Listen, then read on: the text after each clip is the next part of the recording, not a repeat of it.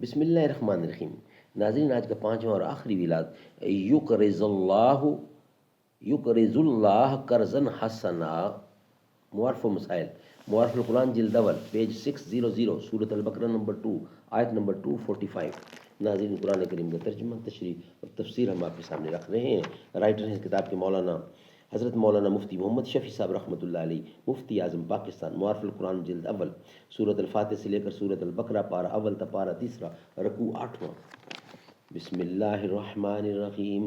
الحمد للہ وکفی وسلام علی عبادہ الذین اصطفی۔ قال النبی صلی اللہ علیہ وسلم خیرکم من تعلم القرآن وعلمہ۔ بہترین لوگ وہ ہیں جو خود بھی قرآن پڑھیں، دوسروں کو پڑھائیں، سکھائیں اور لکھائیں۔ سنا دیا گوش منتظر کو حجاز کی خاموشی نے آخر، جو عہد صحرائیوں سے باندھا گیا تھا پھر استوار ہوگا، نکل کے صحرا سے جس نے روما کی سلطنت کو الٹ دیا تھا۔ سنا ہے یہ قدسیوں سے میں نے وہ شعر پھر ہوشیار ہوگا، کیا میرا تذکرہ جو ساکین بادخاروں کی انجمن میں۔ تو پیر میں خانہ سن کے کہنے لگا کہ منہ پھٹ ہے خار ہوگا۔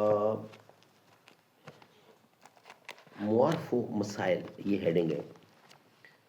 یقرض اللہ قرضا حسنا، قرض سے مراد نیک عمل کرنا اور اللہ تعالیٰ کے راستے میں خرچ کرنا، اس کو قرض مجاز کہہ دینا، اور نہ سب اللہ تعالیٰ ہی کی ملک ہے کہہ دینا،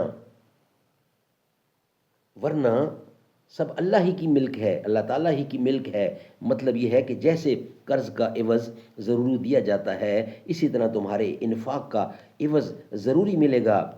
اور بڑھانے کا بیان ایک حدیث میں آیا ہے کہ ایک خرمہ اللہ کے راستے میں خرچ کیا جائے تو خدا تعالیٰ اس کو اتنا بڑھاتے ہیں کہ وہ احد پہاڑ سے بھی بڑا ہو جاتا ہے۔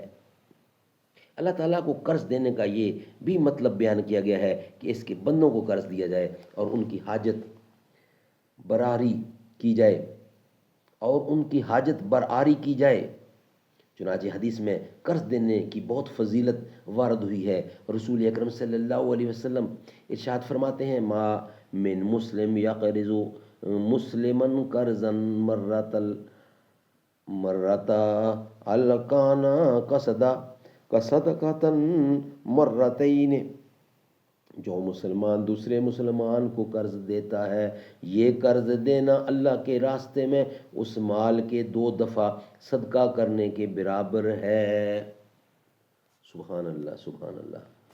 ناظرین، آج کے پانچوں ویلاگ ہمارے کمپلیٹ ہوئے۔ انشاءاللہ نیکسٹ اس کا بقیہ حصہ ہم آپ کے سامنے رکھیں گے کل کے ویلاگ میں۔ آج کے پانچوں ویلاگ ہمارے کمپلیٹ ہوئے۔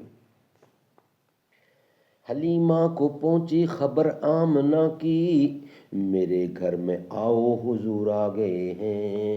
ہواؤں میں جذبات میں مرحبا کے، فضاؤں میں نغمات صلی علی کے، درودوں کے گجرے سلاموں کے تحفے زباں پر سجاؤ حضور آ گئے ہیں۔